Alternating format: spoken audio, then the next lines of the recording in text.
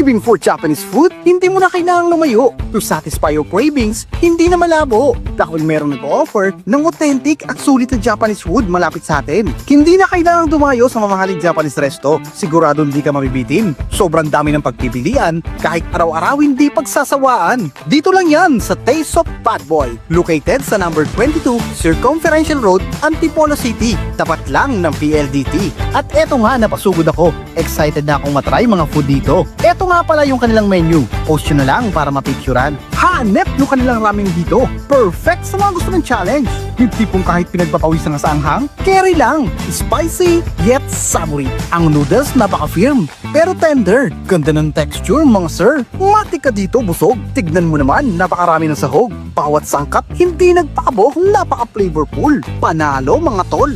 At eto yung kanilang bento combo A. Sobrang sulit ito. Merong yakitori, beef miso, California maki, Japanese rice, at may miso soup pa na kasama. Yung beef miso pinaka nagustuhan ko. Kumapit sa karne yung timpla, kaya sobrang malasa. Talagang mapapakanin ka. At isa pa tong yakitori, super tender ng meat at smoky. To add a sauce, mas lalo nagiging yummy. At eto naman yung miso salad. Ang fresh na mga gulay nakakatakam. Sarap nito mga madam. Parang trip ko bigla maging vegetarian. So paano? Kita-kits na lang. Hanggang sa muli, paalam!